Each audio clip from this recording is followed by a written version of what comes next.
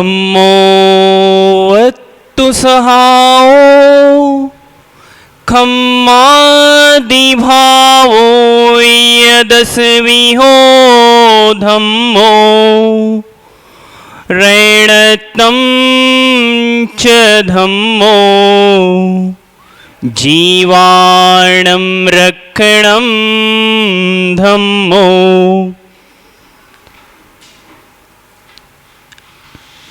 यदीयावा गंगा विविधनयकल्लोल विमला बृहज्जिज्ञानाम्भोभिर्जगति जन्तां या स्नपयति इदानीमापेक्ष्या बुद्धिजनमराले परिचिता महावीर स्वामी नयन पथिगामी भवतु मे। महावीर स्वामी नयन पथिगामी भवतु मे। जय बोलिए देवादिदेव 1008 भगवान श्री आदिनाथ स्वामी की जय। देवादिदेव 1008 मूल नायक भगवान श्री चंद्र प्रभु स्वामी की जय। देवादिदेव 1008 भगवान श्री नेमिनाथ स्वामी की जय। देवादिदेव 1008 भगवान श्री महावीर स्वामी की जय। 1008 भगवान श्री बाहुबली स्वामी की जय। परम पूजनीय आचार्य परमेष्टि श्री विशुद्ध सागर जी महामुनिराज की जय। परम पूजनीय श्रमण रत्न मुनि श्री सुप्रभ सागर जी महाराज की जय। परम पूजनीय श्रमण रत्न मुनि श्री प्रणत सागर जी महाराज की जय। पर्वादिराज पर्यूषण महापर्व की जय। पर्यूषण पर्व की पावन बेला में आज चौथे दिन हम चलते हैं परम पूज्य मुनिराज श्री के श्री चरणों के पास और हमारे दोनों हाथों को जोड़कर निवेदन करते हैं कि हमें अपनों से मिलकर तो बिछड़ने पर वापस मिल जाया करते हैं, हम अपनों से मिलकर बिछड़ते हैं और वापस भी मिल जाया करते हैं। कुछ ऐसा सम्यक मार्ग हमें बता दो कि यदि हम यहाँ से कर्मों से बिछड़ गए तो पुनः उनसे ना मिलना पड़े। तो चलते हैं आज हम करने हमारे जीवन को बनाने सम्यक आज की श्रृंखला को प्रारंभ करते हैं और परम पूज्य मुनि श्री प्रणत सागर जी महाराज से सिद्ध और शुद्ध भक्ति सहित निवेदन करेंगे मेरी ओर से व सभी शिविरार्थियों की ओर से कि पूज्य महाराज श्री हमें हमारी जीवन को सम्यक बनाने के लिए आप आज की श्रृंखला को प्रारंभ करें और हमें वहाँ ले चले जहाँ हमें कर्मों से मुक्ति मिलने कैसे मिले इसका उपाय बताएं और हमारा जीवन सम्यक बने। तो परम पूज्य महाराज श्री के चरणों में नमोस्तु नमोस्तु नमोस्तु निवेदन करके आज की श्रृंखला को गति प्रदान करें। नमोस्तु महाराज। नमो हरिहंताणं नमो सिद्धाणं नमो आयरियाणं नमो अध्यायणं नमो लोये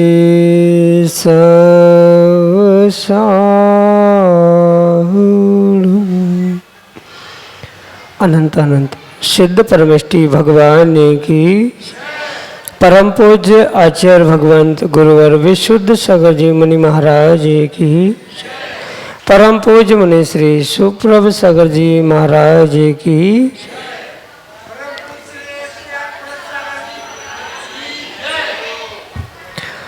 समीचीन विकल्पों का सम्यक समाधान, सम्यक ज्ञान की वह अनूठी विधा जिसके माध्यम से हम अपने मन में उठने वाले उन अनेकानेक विकल्पों को समीचीनता प्रदान करके उनका सम्यक समाधान परम पूज्य मुनि श्री सुप्रभ सागर जी महाराज से प्राप्त कर रहे हैं और वह सम्यक समाधान ही हमारे ज्ञान को सम्यक की ओर ले जा रहा है और सम्यक ज्ञान ही निर्विकल्प अवस्था की प्राप्ति का कार्यकारी उपाय है। उस सम्यक ज्ञान को प्राप्त करने के लिए देश देशांतर से अनेक समीचीन विकल्प हमें यहाँ प्रतिदिन प्राप्त हो रहे हैं और परम पूज्य मुनि श्री उनका आगमोक्त विधि से हम सबको सम्यक समाधान प्रदान कर रहे हैं। प्रारंभ करते हैं आज का सम्यक समाधान और आज का पहला विकल्प सुनील जैन, सौरई, मड़ौरा, उत्तर प्रदेश से परम पूज्य मुनि श्री के चरणों में बारंबार नमोस्तु निवेदित करते हुए अपना समीचीन विकल्प रख रहे हैं कि महाराज जी मंदिर में ले जाने वाली द्रव्य की डिब्बी पर नमोकार मंत्र लिखा रहता है और अष्ट प्रातिहार भी बने रहते हैं। तो मंदिर में द्रव्य चढ़ाने के बाद उस डिब्बी को जल या मिट्टी से साफ करते हैं और वह मिट्टी और जल नीचे गिरा देते हैं। क्या ऐसा करना उचित है? क्योंकि नमोकार मंत्र को पानी पर और मिट्टी पर लगने से कौन सा पाप लगता है? जैसे कि शुभम चक्रवर्ती ने जल में नमोकार मंत्र को मिटाने से उसे नरक गति का दोष लगा था, ऐसे ही डिब्बी पर नमोकार मंत्र छापने वाले को कौन सा दोष लगेगा और डिब्बी को साफ करने वाले को कौन सा दोष लगता है? हमारे समीचीन विकल्प का सम्यक समाधान करने की अनुकंपा करें। नमोस्तु महाराज जी, नमोस्तु। ओम नमः सिद्धेभ्यः। परम पूज्य आचार्य भगवान गुरुवर विशुद्ध सागर जी महाराज के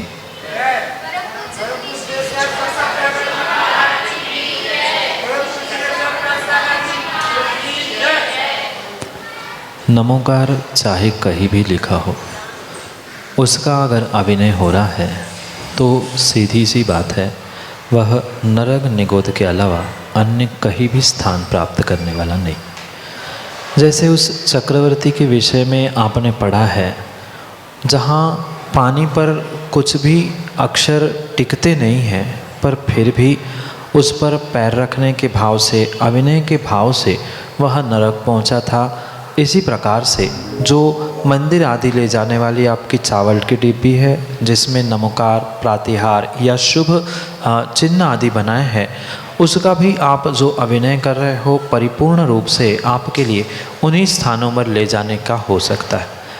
इसे इस प्रकार से समझने की आवश्यकता है, बनाने वाला तो अपने बिक्री के लिए, आपको बनाने के लिए, पैसे कमाने के लिए वो कुछ भी लिखे, कुछ भी छापे, पर लेने वाले को भी थोड़ा सा विवेक चाहिए। लेने वाले नहीं मिलेंगे तो बनाने वाला कहाँ से बनाएगा और कहाँ से बेचेगा। आजकल ये बहुत बड़ी बुरी परंपरा चल रही है कि मात्र देखा से कि करके बहुत सारे काम होने लगे। किसी भी प्रकार से कागज़ पे, डिब्बी पे लिखा हुआ मंत्र, अष्टमंगल द्रव्य, प्रातिहार, इनका अभिनय नहीं होना चाहिए। उसे विनयपूर्वक रखने की, संभालने की आवश्यकता है।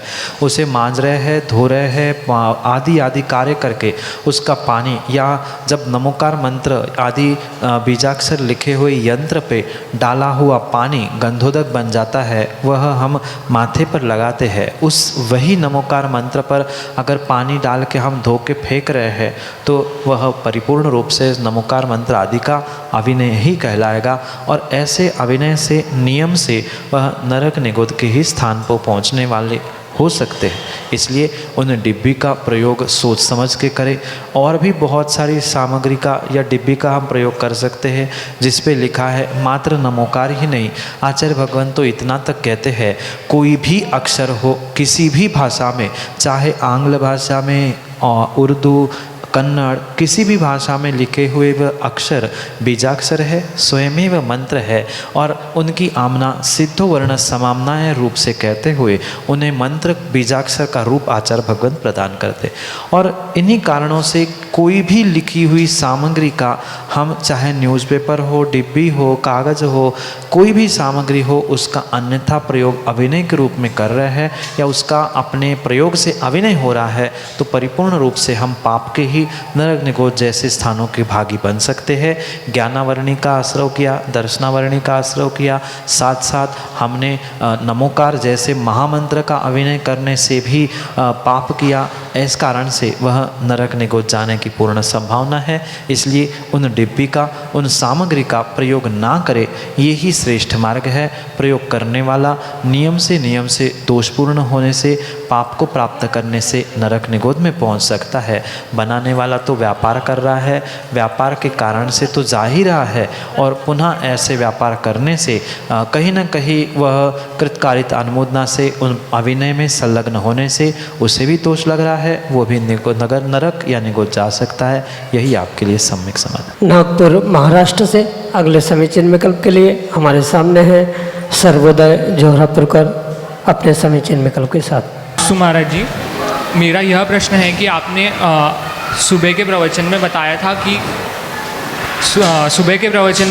था कि धोती इत्यादि को डिटर्जेंट्स आदि से नहीं धोना चाहिए, तो फिर हमें उससे कैसे धोना चाहिए? क्योंकि हम बाहर के कपड़े तो धोएंगे और मंदिर के कपड़े धोएंगे नहीं, तो कैसे होगा? नमोस्तु महाराज जी। श्रावक के लिए आचार्य भगवंतों ने सबसे पहले क्रिया को प्राप्त करने से पूर्व विवेक की बात की। जिसके पास क्रिया के साथ विवेक नहीं है या क्रिया के पूर्व विवेक नहीं है, वह अपनी प्रत्येक क्रिया में पाप का आश्रय करेगा, भले ही वह शुभ कार्यों में प्रवृत्त हो रहा है। और जिसके पास विवेक है, वह श्रावक की अपेक्षा से विवेक धारण करने के निमित्त से कुछ पाप प्रवृत्ति में भी उन पापों में तारतम्यता यानी पापों को कम करने का पुरुषार्थ कर सकता है। जैसे वस्त्र धोना, घर गृहस्थी आदि के कार्य आदि करना, इसमें कहीं ना कहीं आरंभी हिंसा होगी ही होगी। आरंभी हिंसा का त्यागी श्रावक नहीं होता, इसलिए उसको उस क्रियाओं में अंतर इतना ही करना है कि विवेक पूर्वक क्रिया करने की आवश्यकता। अगर उन घर गृहस्थी के कार्यों में आरंभ सारंभ में विवेक नहीं है, तो उसे विशेष पाप लगेगा, और वही क्रियाओं को विवेक पूर्वक करेगा तो नियम से उन पापों से भी बच सकता है। कहने का अभिप्राय इतना ही है, वस्त्र धोने आदि के कारण से जो आप पाप कर रहे हो, आरंभ कर रहे हो, उसमें विवेक पूर्वक जो आपने साबुन आदि से कपड़े धोए थे, उसको नाली में डालने की जगह आपने किसी व्यवस्थित सूखे स्थान पर किसी छत आदि पर उसको छोड़ा, तो हो सकता है वह नाली में मरने वाले जीवों की, उनके होने वाली विराधनाओं के पाप आश्रय से आप बच सकते हो। इसलिए ये अवश्य समझे, मात्र निषेध धोती दुपट्टे को ही डिटर्जेंट से धोने का नहीं है, अपितु आप अविवेक से अपने सभी कपड़ों को भी धो रहे हो तो वहाँ पाप का ही आश्रय। इसलिए विवेकपूर्वक श्रावक को कार्य करने की बात कही है, उसे विवेकपूर्वक आप स्वच्छ कर रहे हो, उसका पानी कहाँ बह रहा है, कैसे फैला रहे हो, कैसा क्या हो रहा है, ये सब कुछ निर्णय करके ही अगर आप प्रयोग कर रहे हो, तो श्रावक होने की हैसियत से आप उस पापों से आरंभी हिंसा का त्याग नहीं होने के कारण से कथनचित पूर्ण पापों का त्याग नहीं होने से बच भी सकते हो। पर वह भले ही श्रावक है, पर पाप तो लग रहा है, पर वह त्यागी नहीं होने के कारण से उन क्रियाओं को करेगा। पर क्रिया के साथ विवेक आवश्यक है। विवेक के साथ उस साबुन के पानी को आप छत पे जहाँ जीव नहीं है ऐसे खुले स्थान पर विसर्जित करोगे तो नाली के जीव नहीं मरेंगे, अन्य बहुत सारे दोषों से हम बचेंगे। यही आपके लिए सम्यक समाधान। अगले समीचीन विकल्प के लिए हमारे सामने है सागर मध्य प्रदेश से हिना जैन अपने समीचीन विकल्प के साथ। नमस्ते महाराज जी, मेरा प्रश्न तो ये था कि हमें मनुष्य गति और उसमें भी जैन कुल कैसे प्राप्त हुआ, पर आज तत्वा सूत्र में उसका समाधान मुझे मिल गया जो आपने हमें दिया। तो अब मेरा अगला प्रश्न ये है कि क्या हम कभी समव शरण गए होंगे, और क्या हम वहाँ पे भव्य जीव ही जाते हैं, भले ही वो किसी भी गति में हो, तिर्यंत गति में, किसी भी गति में, तो क्या हम भी कभी गए होंगे, इसकी कोई संभावना हुई होगी?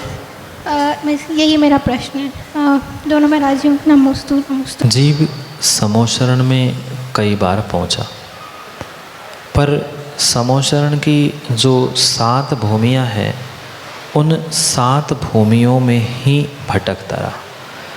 कभी वह नाट्यशाला, कभी कूपगृह, कहीं मानसम, कहीं अन्य अन्य लता भूमि आदि आदि भूमि में वह भटकता रहा, पर समोशरण की वह 8वीं भूमि जो श्री मंडप भूमि है, जहाँ तीर्थंकर भगवान की देशना 12 सभा तीर्थंकर भगवान स्वयं विराजमान होते हैं, वहाँ विरला ही जीव पहुँचता है जो कि भव्य सम्यक दृष्टि होता है। आप में से बहुत सारे जीव उस समोशरण के उन नीचे की 7 भूमियों पर तक तो पहुंच चुके हैं, पर वह विशेष विशेष पुण्यात्मा ही जीव उस 7वें भूमि के ऊपर जो 8वीं भूमि है जहां साक्षात तीर्थंकर भगवान होते हैं, वहां पहुंच सकता है। हर कोई उस भूमि पर पहुंचने की शक्ति नहीं रख सकता, और ऐसा कोई प्रमाण नहीं है ठोस कि जिसके द्वारा हम कह सकते हैं कि आप पहुँचे होंगे, हम पहुँचे होंगे, कि कोई और पहुँचा होगा, क्योंकि वर्तमान में जो ज्ञान है वह मात्र मतिश्रुत ज्ञान है, और मतिश्रुत ज्ञान से इसका प्रत्यक्ष रूप से हम अनुभव नहीं कर सकते। पर हम वर्तमान में देवशास्त्र गुरु की सेवा में संलग्न है, जिनवाणी सुनने में हमें आनंद आ रहा है, हमें स्वाध्याय करने में गदगद भाव प्रकट हो रहे हैं, तो हम व्यवहार से अपने आप को अगर सम्यक दृष्टि मानते हैं, और मानना ही चाहिए, अगर हम सच्चे देवशास्त्र गुरु के भक्त हैं तो हम व्यवहार से सम्यक दृष्टि है, और व्यवहार से सम्यक दृष्टि है तो हो सकता है हम वहाँ पहुँचे होंगे, क्योंकि प्रमाण पत्र तो साक्षात केवली भगवान के पास होगा, या कोई अवधि मनपर्य ज्ञानी ही हमें साक्षात बता सकते हैं। वर्तमान में अवधि मनपर्य केवली ज्ञानी कोई नहीं होता, इसलिए अनुमान ज्ञान से ही हम निर्णय कर सकते हैं। हमें देवशास्त्र गुरु पर श्रद्धा है तो हो सकता है हम पहुँचे होंगे, और नहीं है तो हम वहाँ किंचित भी नहीं पहुँचे होंगे। ये भी हो सकता है कि उस काल में जब समोशरण आए होंगे तब हमें श्रद्धान नहीं था, कुछ समय बाद श्रद्धान हुआ, ऐसा भी निर्णय हो सकता है। किन्हीं आचार्य भगवंतों की अपेक्षा से उनका यह भी कथन है कि कुछ अभव्य जीव भी वहाँ पहुँचते हैं, और वहाँ पहुँचकर अभव्य से मतलब जो कभी भव्य नहीं बनते, ऐसे अभव्य नहीं जो कुछ काल में भव्य होने वाले हैं, वर्तमान की अपेक्षा से उस पर्याय में जिनके पास सम्यक दर्शन नहीं है, ऐसे पर भव्य जीव वहाँ पहुँच सकते हैं। तो उस समय नहीं हो और वहाँ पहुँच के ही हमें सम्यक दर्शन प्रकट हुआ हो, ऐसा नहीं है कि सम्यक दृष्टि पहुँचता है, वह मिथ्या दृष्टि जो भव्य है, निकट में सम्यक दर्शन प्रकट करने वाला है, ऐसा जीव अवश्य ही पहुँच सकता है। और हम अगर अपने आप को वर्तमान में सम्यक दृष्टि मान रहे हैं तो पूरी संभावना है, हो सकता है हमने वहाँ सम्यक दर्शन प्राप्त किया हो या अन्य कहीं भी किया हो सकता है हम वहाँ समोशरण के 8वीं भूमि में भी पहुँचे हैं, पर सामान्य रूप से मिथ्या दृष्टि भी जीव 7 भूमियों में भटक सकता है। उस अपेक्षा से हम सभी घूमे हैं, और भव्यता की अपेक्षा से, सम्यक दर्शन की अपेक्षा से आज है तो उस समय भी होगा, ये अनुमान ज्ञान से हम निर्णय कर सकते हैं। यही आपके लिए सम्यक समान। अनुभव जैन कपासिया मड़ौरा उत्तर प्रदेश से अगले समीचीन विकल्प के साथ हमारे सामने। द्वय मुनिराजों के चरणों में बारंबार नमोस्तु। पूज्य मुनिश्री, हमारी जिज्ञासा यह है कि कहा जाता है कि शास्त्रों का व्यापार करने में निर्माल्य का दोष लगता है, किंतु आजकल ऑनलाइन का ज़माना आ चुका है, जिसके लिए मैं या मेरी टीम ऑनलाइन लोगों के लिए शास्त्र उपलब्ध कराते हैं।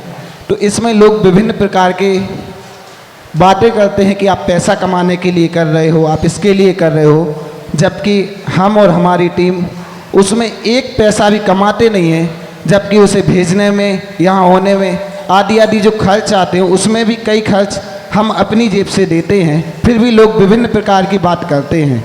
और आपने कल ही कहा था कि अच्छे सिक्कों की जगह खोटे सिक्के ज़्यादा खनकते हैं, तो हमारी सेवा से ज़्यादा उनकी बुराइयों के चर्चे ज़्यादा जो हमारी और हमारी टीम को काम करने में प्रोत्साहित की जगह ऐसे लगता है कि ये काम बंद कर देना चाहिए। पूज्य मुनिश्री, हमारी इस शंका का समाधान कीजिए।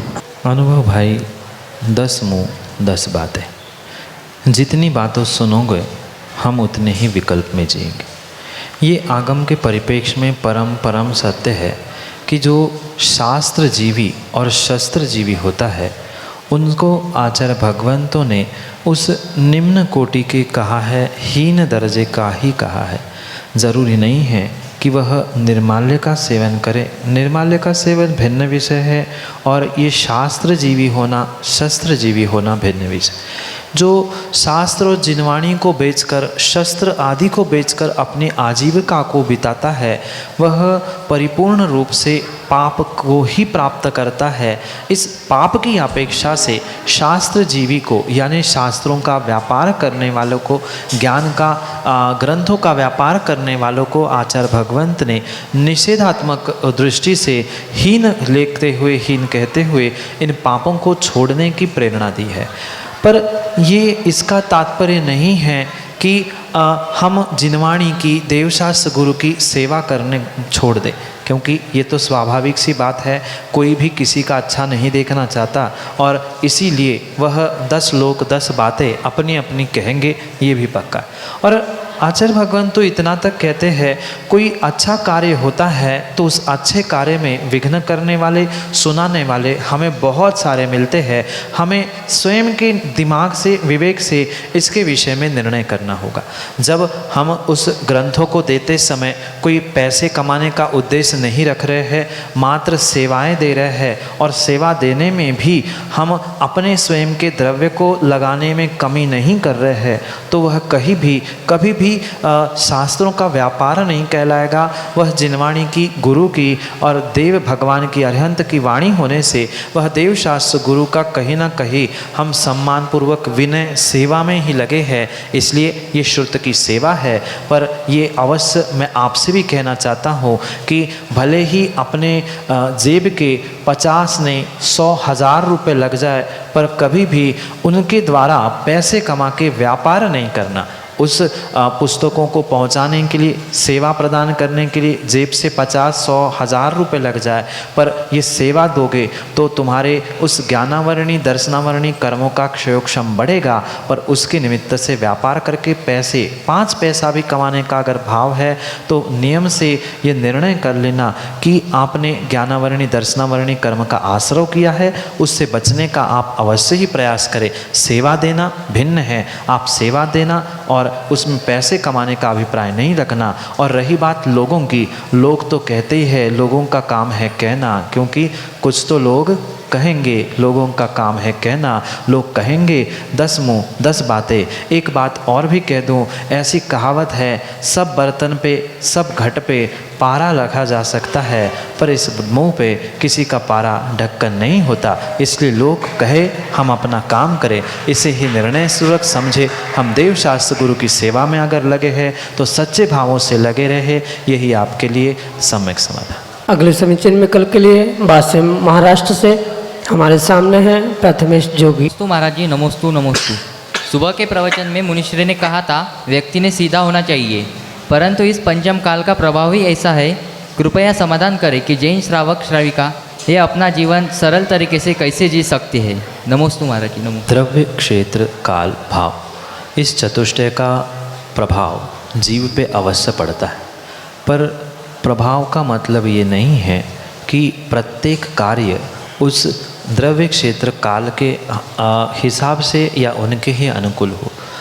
उन काल का, द्रव्य, क्षेत्र आदि का प्रभाव उन्हीं जीवों पर पड़ता है जिनका स्वयं का उपादान कमज़ोर होता है, और वही इस काल की दोष की आदि की बातें करता है कि हम काल के कारण नहीं कर पा रहे हैं, घर के कारण नहीं कर पा रहे हैं, या अमुक निमित्त के कारण नहीं कर पा रहे हैं।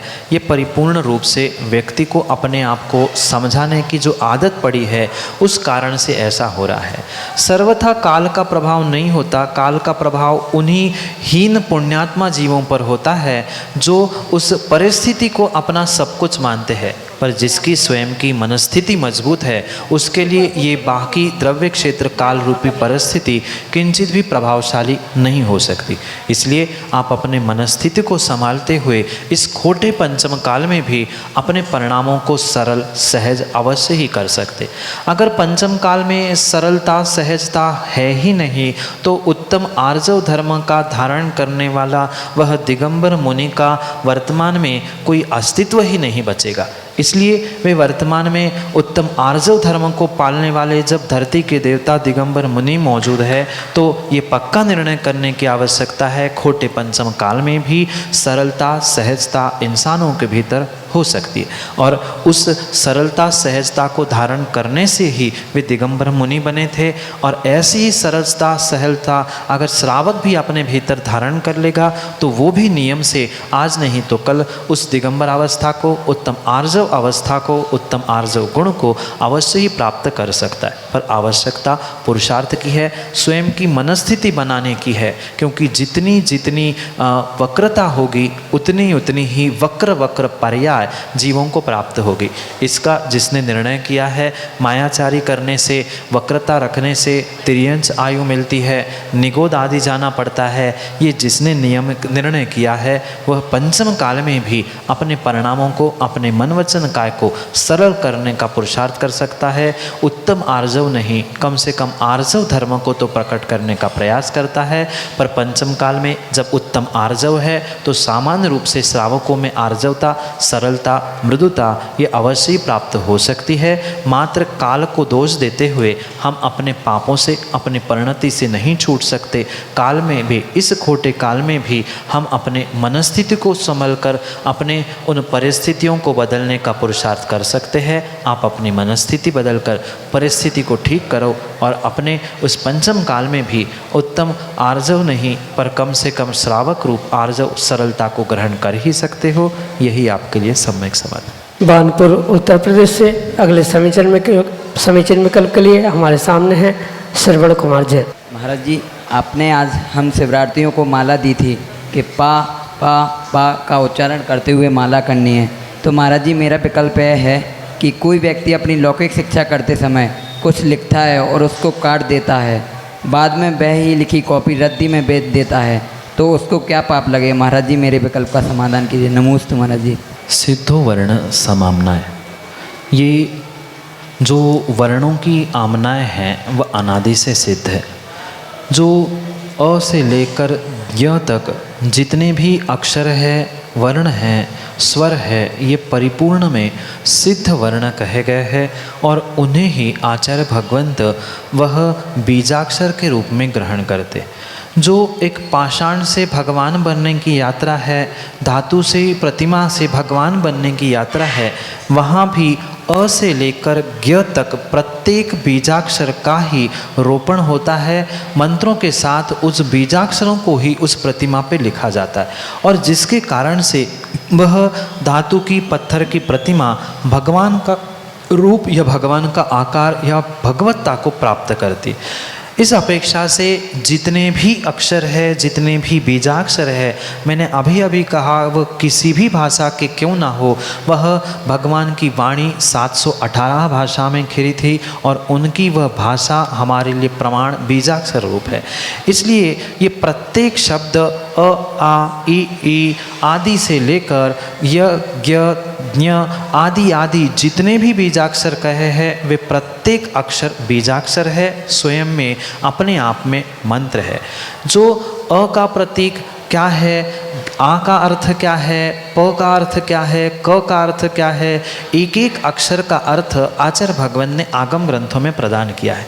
और उसी परिप्रेक्ष्य में हमें समझना चाहिए कि हम कागज पे जो भी लिख रहे हैं और जो भी मिटा रहे हैं या उसका किसी भी प्रकार से अभिनय कर रहे हैं तो नियम से हम ज्ञानावरणी दर्शनावरणी कर्म को ही प्राप्त कर।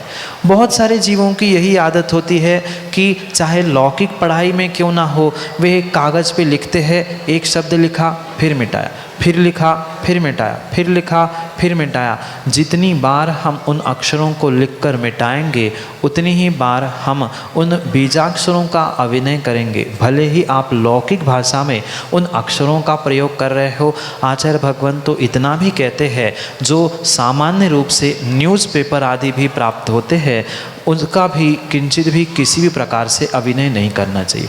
बहुत सारे लोग उन न्यूज़पेपर को लेके बैठते हैं। बहुत सारी माताएं बहनें उससे ही मल साफ करना, कांच बर्तन आदि आदि साफ करना, ये सब कार्य करते हैं। उसमें ही भोजन करना, उसको ही पहुँच के फेंक देना, ये हम उस जिनवाणी का ही, ज्ञान का ही अवर्णवाद और ज्ञान का ही दुरुपयोग, शब्दों का ही दुरुपयोग कर। इस कारण से परिपूर्ण रूप से यह सत्य समझना चाहिए। हम कागज़ पे लिखे हुए किसी भी अक्षर का, किसी भी वर्ण का अगर अन्यथा प्रयोग कर रहे हैं, उस कागज़ पे मात्र एक ही अक्षर लिखा था और उस कागज़ का हमने प्रयोग किया किसी कहीं अग्नि जलाने के लिए अन्यथा, तो वह भी अविनय है। इसलिए काटने में लौकिक शब्दों को भी पाप का ही आश्रय होगा, ज्ञानावरणी दर्शनावरणी का ही आश्रय होगा। यही आपके लिए सम्यक। जी हाँ, हम सभी हमारे अलक्ष्य को लक्ष्य रूप में परिवर्तित कर रहे थे और विकल्प को बना रहे थे सम्यक।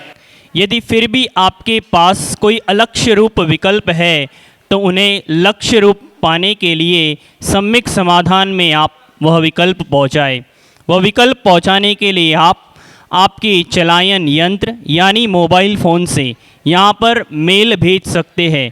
सम्यक समाधान @gmail.com के माध्यम से आप यहाँ पर अपना संदेश भेजें और पाए सम्यक समाधान। जय जिनेंद्र।